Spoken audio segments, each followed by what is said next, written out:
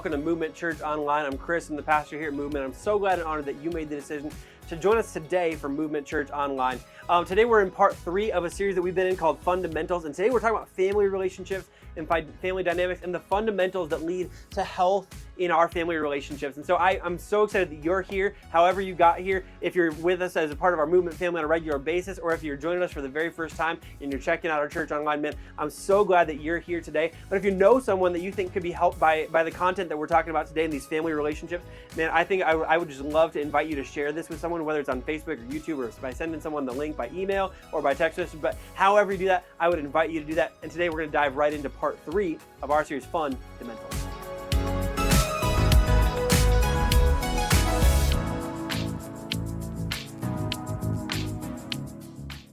Well, today we're in part 3 of our series, Fun-damentals, and here's the underlying truth of this series. Every important area of our lives involves some underlying fundamentals that make or break what we experience in that area of our life. Like when we pay attention to the fundamentals and work the fundamentals, we experience peace and health and life in those most important areas of life. And when we don't pay attention to the fundamentals, or we ignore the fundamentals, we bring confusion and complexity, maybe even bring a little chaos to our lives. So we want to pay attention to the fundamentals. We're talking about the most important areas of our life, parts of life that we want to get right, or at the very least, we don't want to get wrong. We've talked about the fundamentals of our future, and last week we talked about the fundamentals of a growing faith, that God uses 5 things to grow our faith, and God uses those things to grow our faith. And it's our responsibility to recognize how God is growing us throughout those moments of our lives. And it's our responsibility to position ourselves so that God can grow us in any way that He chooses. Now, today we're going to talk about the third important area of our lives, and it's another word that starts with F. Today we're talking about the fundamentals of family. And to start talking about the fundamentals of family today, let me acknowledge some really big truths about family. Every family is unique. Like, no two marriages are exactly alike. Everyone, like, there's a unique background, there's a unique dating history. Not every 2-parent house is the same. I mean, like, there's 2-parent houses where there's a mom and there's a stepdad, there's a mom and a dad, there's a dad and a stepmom, there's a mom and a dad, there's a remarriage that's happened, there's there's a 2-parent house where someone has passed away. Some children are raised by grandparents. Like there are all kinds of different parenting situations. Not every single parent house is the same. Some parents are single house parents single parent houses where there's a mom or there's a dad and mom or dad has never been in the picture. There's some single parent homes where there was a divorce that happened. There's some single parent homes where there's someone was widowed and someone passed away. Not like every family is unique. Every family is unique. And so as we talk about the fundamentals of family, I want to acknowledge every family is unique, and every family faces some unique challenges. Like, every family faces unique challenges. That there are things that your family may face as challenges that my family never faces. There's things that my family faces that your family may never face. There's unique challenges. There's someone gets sick. There's someone has a mental thing going on. Someone has an emotional difficulty. Someone has a difficulty with certain parts of life. Someone has a difficulty. You're raising kids that have a difficulty with school or difficulty with social things. Maybe you have anxiety. There's all kinds of difficult things that families go through, and every family kind of faces their own unique challenge. So every family is unique, and every family faces unique challenges. On top of that, we have this truth that everyone came from a family. Like, everyone came from a family, and the dynamics of that family, they may not have been your choice, or they may not have been what you would choose. Like, you came from somewhere and you came from someone. You may have loved the family that you grew up in. Maybe you couldn't wait to leave the family that you grew up in. It may have been a very positive upbringing. It may have been a very toxic upbringing. You may want to replicate everything that you experienced, or you may want to replicate nothing. But here's what I know. Everyone came from a family, which means in the context of you coming into family life or building family life in the future or living in family life in the future, there's a background that you have. And that's part of what makes your family unique, is it has a you, and it has another you that you're living with and that you're raising kids with, and it has the kids that you're raising. You came from somewhere, and you bring some things into family. And at the same time, the final thing that we need to acknowledge is that everyone builds family relationships. And as adults, those are our choices. That the family you grew up in, the dynamics that you grew up in, it may not have been what you would choose, but the thing that you build in the future is going to be decided by what you choose. And you think, well, maybe I'm not, you're not building your future family yet.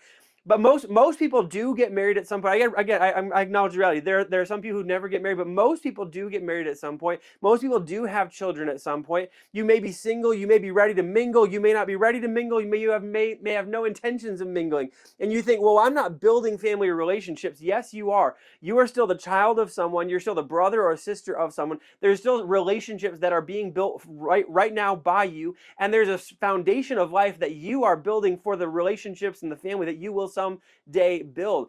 And because of that, what we think, because of all the unique, different, because of all that, we think there can't be any sort of one size fits all approach that actually helps every family. Like, families are so unique and so complex. For many, they're so complicated. There's so many different things happening across so many unique family situationships. There's no easy fix. And if you've ever thought that, you're exactly right. There is no easy fix. But there are simple fundamentals that actually help to strengthen every family when we focus on getting them right. And that's the fifth reality that we're going to unpack today, that every single family relationship gets stronger and healthier when we work the fundamentals of family. Every single family relationship gets stronger and healthier when we work the fundamentals of family relationships. And so, like brothers and sisters, every single family relationship, every single brother-sister relationship gets stronger when we actually pay attention and work the fundamentals of our family. Every single marriage relationship, like I don't care how broken it is. I don't care how distant things have become. I don't care how new it is. I don't care how long it's existed. Every single marriage can get better and stronger and healthier if we actually start working the fundamentals. Every parent and child relationship, every child to parent relationship. Again, I don't care how much they're in teenager mode and things have gotten crazy and things have gotten wild and hormones are all over the place and your hormones are all over the place. And I'm just telling you, every time I've seen parents and children work on the fundamentals, and most of the time, let's be honest, it's parents figuring it out first and leading the way. Every time I've seen parents decide, we're going to work the fundamentals, we're going to work the fundamentals, we're going to work the fundamentals, their relationships with their children get healthier and stronger. By the way, every time parent to their adult parent relationships work on the fundamentals, they get healthier and stronger. Every time we work on, like, no matter what no matter if it's parent, step parent, a husband, wife, second, no matter what it is, I'm telling you, every time we focus on the fundamentals of family and work the fundamentals of family relationships get healthier and stronger. And so while it may not be an easy fix, this is a simple foundation. This is a simple fundamental that we're going to talk about today, that if we get it right, relationships in our families get healthier and stronger. And luckily for us, these fundamentals are actually unpacked for us a few times in the pages of the New Testament letters that the Apostle Paul wrote to different churches, different Jesus followers in different situations, in different contexts. Again, so we got unique places, unique cities, unique churches, unique relationships. But what he unpacks is so powerful and so consistent, it's worth grabbing our attention because this is the fundamentals of family. So here's what he wrote to Jesus' followers in a city called Colossae. He wrote this in Colossians chapter 3. Starting in verse 18, he said, "Wives, submit to your husbands." And that's all he wrote. No, I'm just kidding. That is definitely not all he wrote. He said, "Wives, submit to your husbands as is fitting for those who belong to the Lord. Husbands, love your wives and never treat them harshly. Children, always obey your parents, for this pleases the Lord. And fathers, do not aggravate your children or they will become discouraged." So to wives, you submit to your husbands. To husbands, you love your wives and don't be harsh. It's actually two instructions to husbands that all kind of flow out of one thing. Love them, don't be harsh with them, okay? Children, obey your parents. Every parent loves that. We're like, just like obey. Like when I pray with my daughters at night, like I pray that I pray that they'll grow strong and kind and wise and loving and obedient. And depending on what day, how the day has gone, sometimes I repeat that, like strong and kind and wise and loving and obedient, and maybe a little bit extra obedient and a little extra obedient, and then they start laughing. And I'm like, no, the problem is you're laughing about obedience. We need you to be obedient. Like it's great. Children, parents, we love that thing, but parents, lead your children in such a way that you don't aggravate or discourage your children. I think parents, we all know that that's a reality. Like we can lead and go, come on, be obedient, come on, listen. And they're like, I can never get it right. So he's like, wives, submit to your husbands, respect your husbands. Husbands, love your wives, don't be harsh. Children, obey your parents. And parents, lead your children in such a way that you don't aggravate or discourage your children. Now, he repeated this, not quite repeated this, he actually unpacked it a little bit further in Ephesians chapter 5 and 6 in a letter, a completely different letter to a completely different church in the city of Ephesus. So this is an entirely different context, entirely different people, entirely different relationships, entirely different cultural background than the church in Colossae. This is distant. There's distance between these people. There's distance between these places.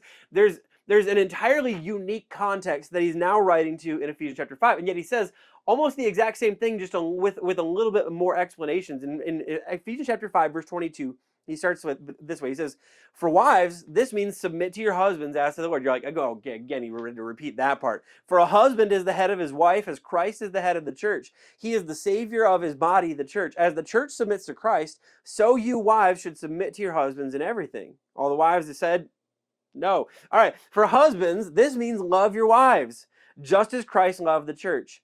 He gave up his life for her to make her holy and clean, washed by the cleansing of God's word. In the same way, husbands ought to love their wives as they love their own bodies. As scripture says, a man leaves his father and mother and is joined to his wife, and the two are united into one. So I say again, each man must love his wife as he loves himself, and the wife must respect her husband." All the husbands and wives together, we say, amen. I like, wives are like, I don't want to submit, and the husbands are like, I don't always feel very loving. I don't feel like sacrificing so that I can show love. I don't always feel like that, but that's what Paul calls us to. And he went on, chapter 6, beginning, he says this, "Children, obey your parents because you belong to the Lord, for this is the right thing to do. Honor your father and mother.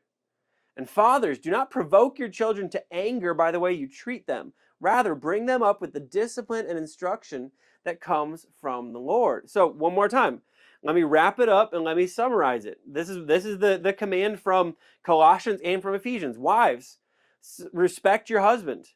Husbands, love your wives. Parents, love your children and don't provoke them to anger. And children, obey your parents. Now, some of you, you're sitting here and you're going, please don't say that is the fundamentals. Like, wives have to respect and submit, but don't have to love? Like, husbands have to love, but don't have to respect their wives? Like, parents are only supposed to love their kids, but never lead their children? Children are just supposed to obey, but not love? Like, what in the world is going on here? And I certainly don't think that's the fundamentals in and of itself, and I certainly don't think that's even what Paul was saying. I think what Paul was saying is actually something bigger because of a verse that comes first in the Ephesians passage. I just didn't read it first because I wanted to get everyone a little bit mad and a little bit annoyed and a little bit riled up to get this emotional energy so we could figure out what this really means. Here's what Paul wrote first before he wrote everything that we just read from Ephesians. In Ephesians chapter 5, verse 21, which comes before verse 22, by the way. In verse 21, he said this, "And further, submit to one another out of reverence for Christ." Here's the thing. Every good thing in family relationship flows out of a habit of mutual submission. That's the fundamental.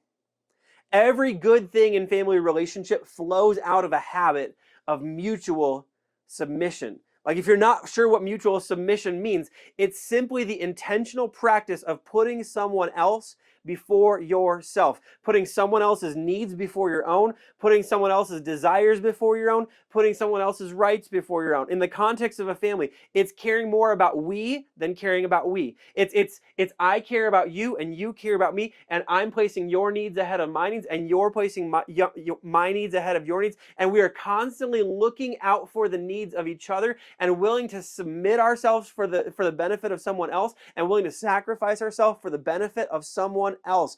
Understanding this, I mean, again, like this adds tremendous context to everything that follows after it that Paul wrote after it. Like understanding that this is the core, this is the fundamental of everything Paul said. Like, so you submit to one another, and wives, that means you submit to your husbands, and you submit to one another. So husbands, you love your wives, and you submit to one another. So children, you obey your parents, and you submit to one another. So parents, that means you submit to your children by leading them in a way that they don't get frustrated and become concerned that they can never please you. This is what it, like Paul, like this is everything Paul commands husbands and wives and parents and children to do. It flows out of the practice of mutual submission. And this is a huge deal in how we understand what we're instructed to do. Instead of love being the point, love is the expression of mutual submission. Instead of respect being the point, respect is the expression of mutual submission. Instead of submission to a husband as an authority, submission is the expression of mutual submission. Instead of obedience to parents as the point, obedience is the expression of mutual submission. Instead of love your kids as the point, love your children and don't frustrate them is the expression of mutual submission. So I submit and I respect because I'm putting their needs above my own. And I understand that, like as wives, I understand that my husband has a need for respect that I don't fully understand. But if I want to speak to his needs, I need to understand that he has a need to be respected. And husbands, it's understanding that your wife has a need for an expression of love that you may not have, and it may not be the way that you naturally speak, and you may never understand it, but you need to express it. It's like putting her needs first means that you express her needs, not what comes naturally to you.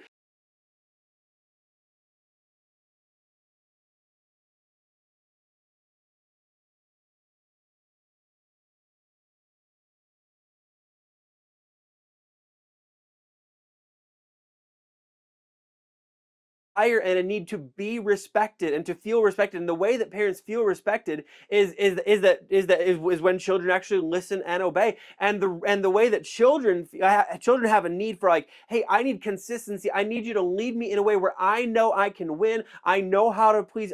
I know how to do what's right. It's not changing and shifting and moving around all this. So parents, the way you express that you're mutually submitting to your children is that you lead in a way that's consistent and you show love to them by leading them well. Everything flows out. Everything good that happens in family relationship, it flows out of this practice of mutual submission. Again, to talk about what this looks like this looks like two things. It looks like I care so much for you that I will resist the urge to claim my rights.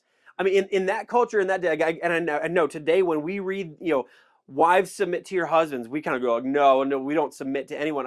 In that day, husbands were to lead their family. Like when Paul called the husband the head of the household or the head of the wife, that was not controversial in that time. Every husband had the unquestioned right to pull the I'm the husband, we're doing as I say, we're doing what I want, we're eating where I want. If you don't like it, that's too bad. Should have been a husband, should have been a dad. And into that context and into that culture, Paul says, hey, husbands, I want you to focus on loving, not just leading. Yes, you have a right to lead the way, but more than that, you have a responsibility to love. And if your rights start to override your responsibility, you have missed the point and you are not operating out of mutual submission. It's like you have the right. Parents, you have a right to demand obedience no matter what you say. But parents, you also have a responsibility to lead with love and to make sure that what you're asking of your children is consistent enough that they know how to be obedient and that they know what the target is. That is your responsibility. And again, if your right starts overriding your responsibility, you are not practicing mutual submission. Mutual submission is the fundamental that leads to every good thing in family relationships, and it causes us to pursue our responsibilities above our rights. And the number two, the other thing that it does is it says, I care so much for you that I will work against what comes naturally to me. Again, this is beyond the idea of rights. This is our natural tendency. Here's the other side of this is like why I don't think Paul was saying anything was the only thing required of one side of the equation. Like children have a natural tendency to love their parents. None come out wanting to be respectful or to obey their parents. Every kid I've ever known immediately comes with, I want to snuggle on mom. I want to hug on dad. I want to cling to, like, I love you. I love you. Like my daughters, they are love factories. They're like, I love you. I love you. I love you. I love you. I love you. I love you. I love you, mom. I love you, dad. I love you, mom. I love you, dad.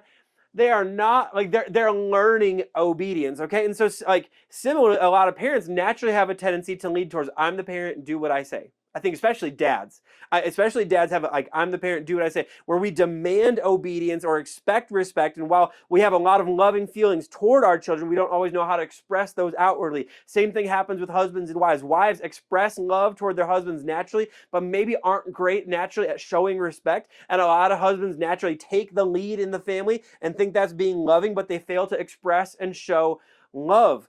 And in this moment, here's what we get. Here's what Paul is really challenging us to do. He's challenging every single one of us to practice mutual submission that's characterized by love and respect. That every single one of us, we practice mutual submission, and for all of us, that's characterized by showing love and by showing respect. And for some of us, we express love really easily, and Paul's like, okay, so for you, love comes naturally. I need you to work on showing respect.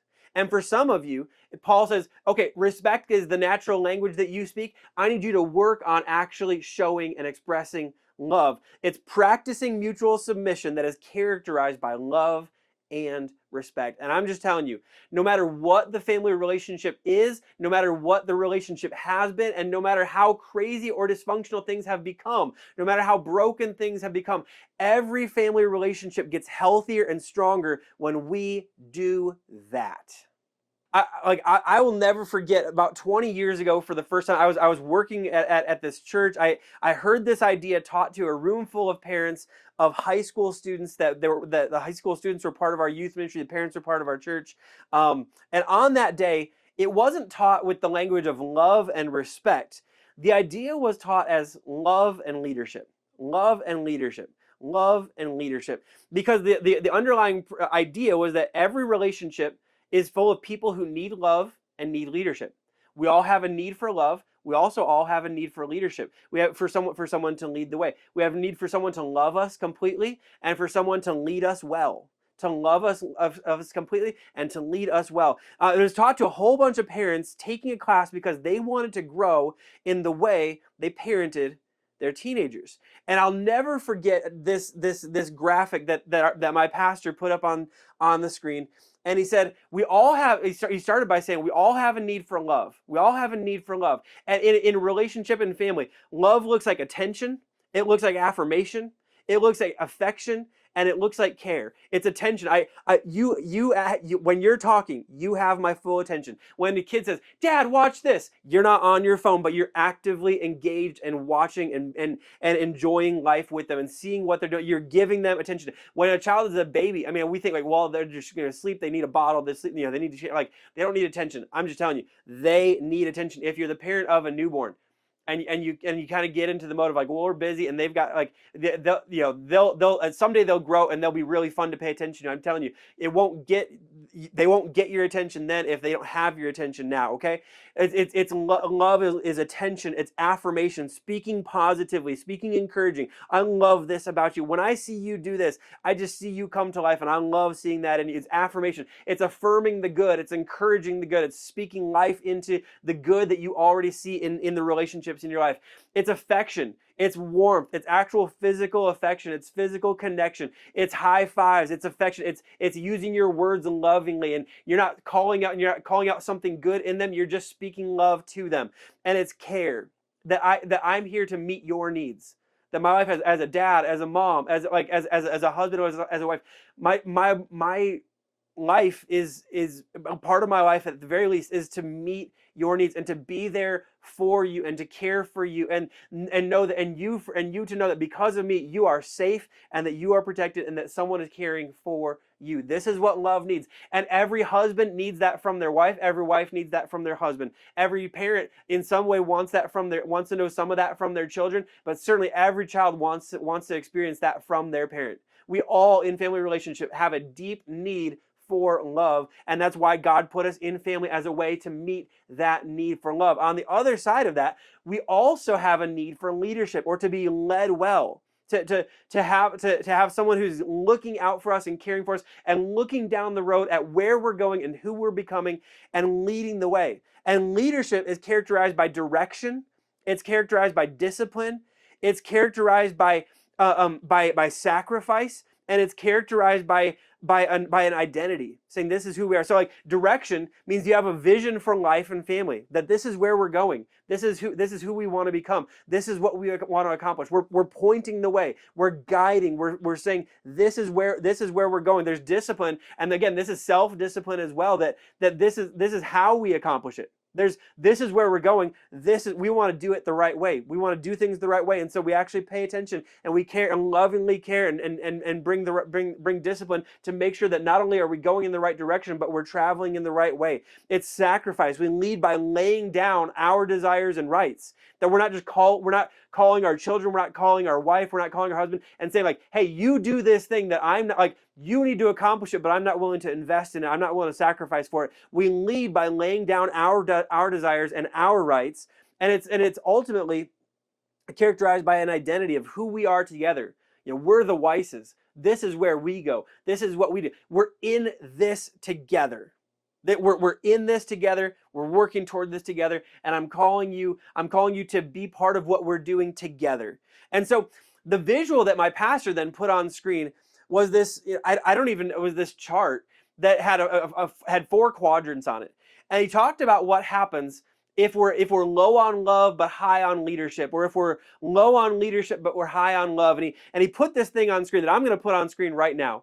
And here's what it looks like. For some of us, we unfortunately, and this may describe some of the families that you grew up in. If it did, I'm so sorry you grew up in a family like this. But some of us have been a part of families where it was low on love and low on leadership.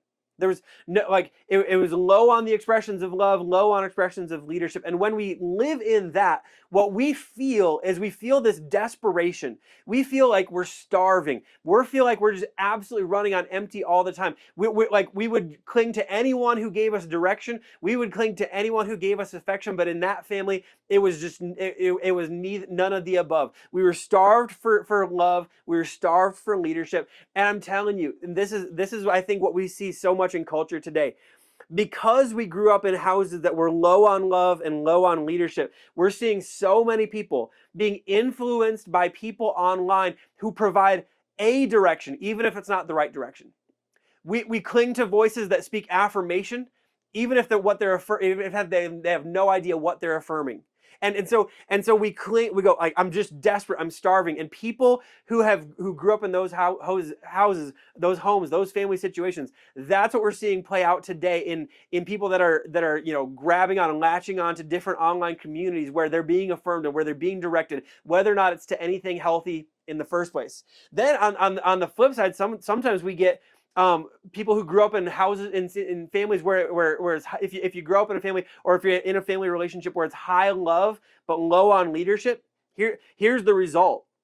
The result is you feel a little bit entitled, right? This is what happened. Like, I'm entitled. I'm everyone told me I'm worthy of love no matter what I do. I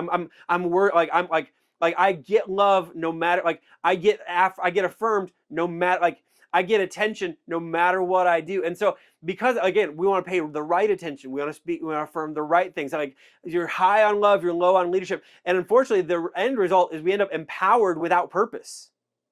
We end up empowered and like, oh, you can do it, you can do whatever you want. But we don't teach people that they should do whatever, like that what they do should be filtered through the right thing. So we're entitled and we're empowered, but we don't have a purpose. Right? On the diagonal from that is the complete opposite of that, is people who grew up who live in family relationships and have family dynamics where there's low love but there's high leadership. There's a lot of direction. There's a lot of pointing the way. There's a lot of call to identity. There's a lot of willingness to sacrifice, but there's very little attention. There's very little affirmation. There's very little, speaking. There's very little care. And what happens in that, and some of you've seen this happen so much, like it's resentful. It's okay, yeah, we accomplished something, but at what cost? We accomplished something, but do we really like each other? We accomplished something, but I don't feel close to you. It's rebellious. It's you've been telling me what to do my entire life. You've been giving me rules my entire life, but there's been no relationship formed. And so at the end of the day, I just want to push back. Like, I feel like the only way to get your attention is when I break the rules. So I end up a little bit rebellious. We end up achieving, but distant. right? We end up like achieving great things, but we're distant from each other. We've done something, but we haven't done something together.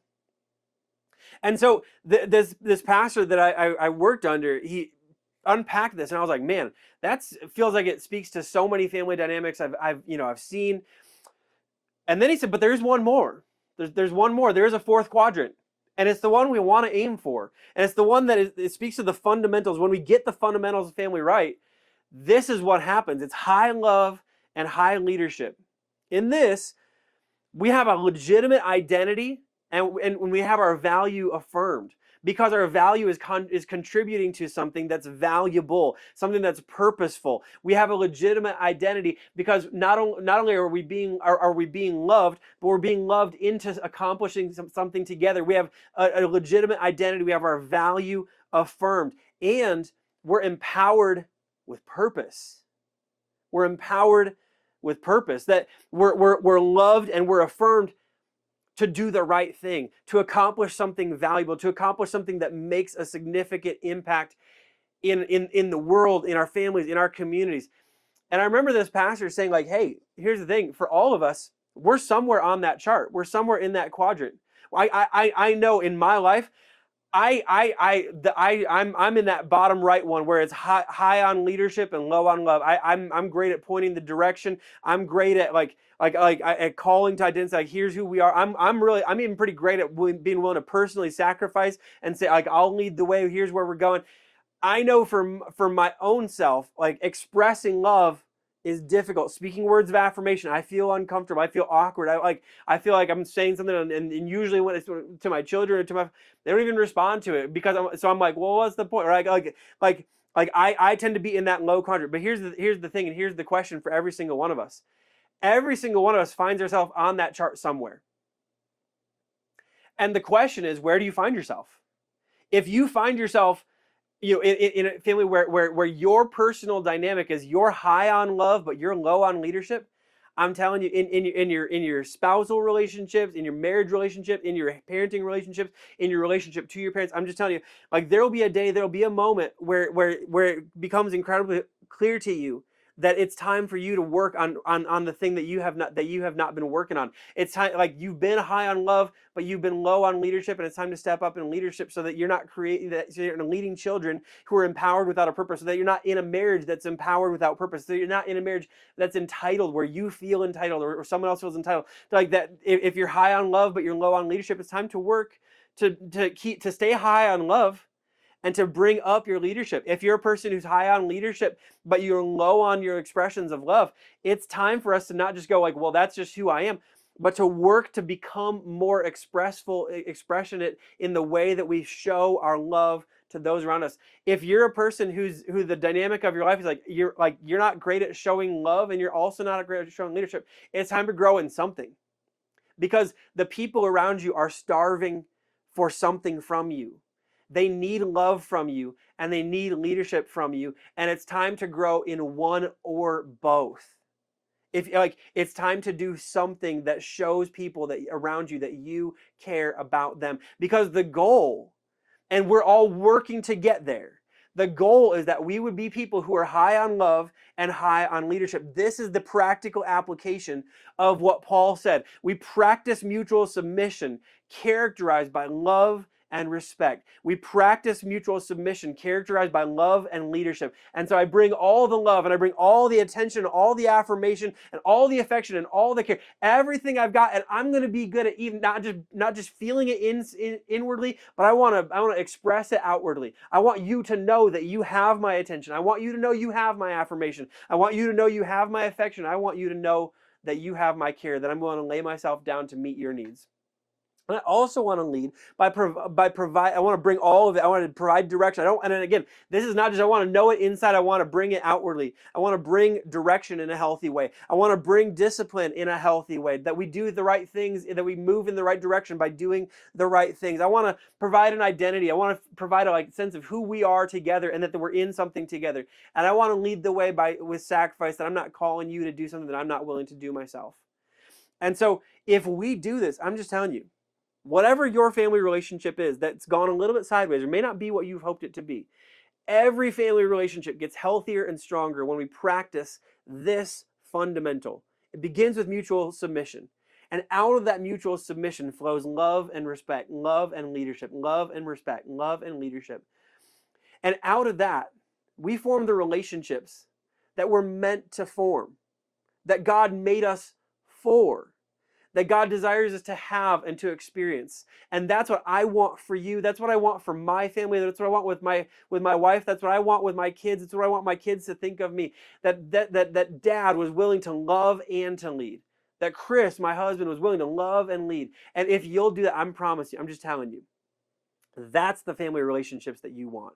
That's why this is the fundamentals of family. Because God, who created family, also gave us the directions and the fundamentals of family. So let's put them into practice starting today.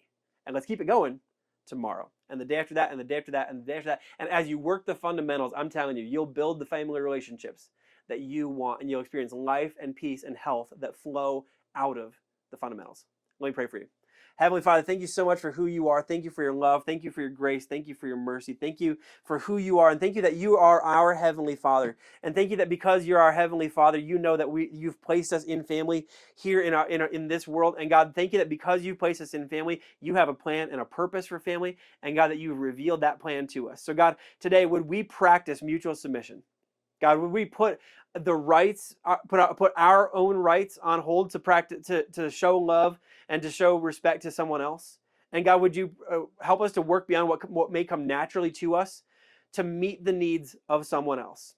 God, that for all of us, there's some way that we lean naturally. We lean toward love, or we lean toward respect. We lean toward love, or we lean toward leadership. And God, I thank you that you call us to not just keep leaning in one direction, but God, to bring all of it to the table, to bring love and respect to every aspect of our family lives.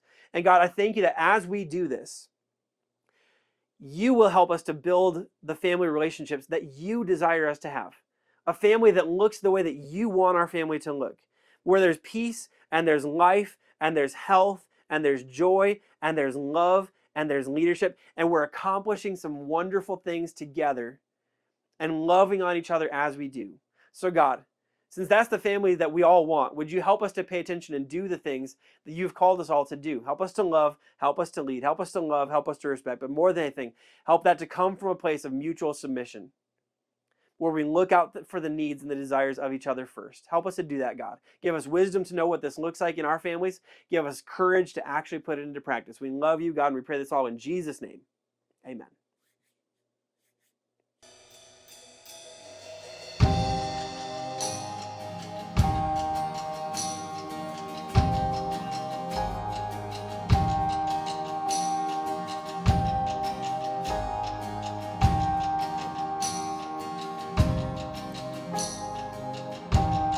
There's never been a season, never been a prayer. There's never been a moment when you weren't there. Healing every heartbreak, carrying my cares. There's never been a moment where you weren't there. You come through, you always do. You will prove your promise true. No doubt in my heart, I know you'll move, 'cause you always, always do. Yes, you always, always do. You meet me at the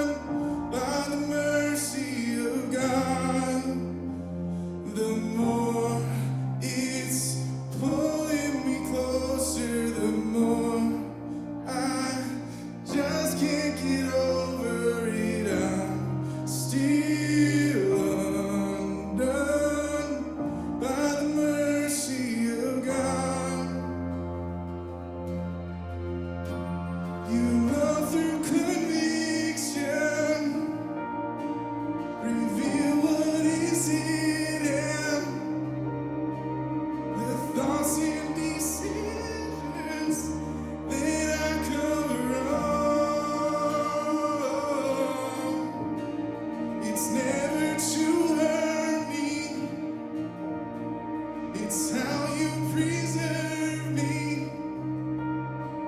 I'm welcome and worthy of the mercy of God. And I won't take it for granted. No, I just can't understand it, but I'm still undone by the mercy of God. The more it's pulling me closer, the more I can't get over it. I'm still undone by the mercy of God.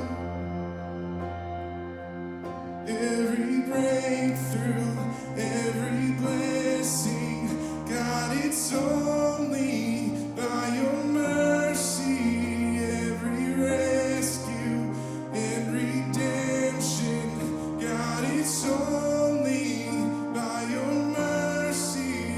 Every comfort and correction, God, it's only by your mercy. Every healing straight from heaven, God, it's only by your mercy. Every breakthrough, every blessing, God, it's only by your mercy. Every rescue and redemption, God, it's only by your mercy. Every comfort and correction, God, it's only by your mercy. Every healing straight from heaven, God, it's only by your mercy. Every breakthrough, every blessing, God, it's only by your mercy. Every rescue and redemption, God, it's only by your mercy. Every comfort and correction, God, it's only by your mercy. Every healing straight from heaven, God, it's only by your mercy.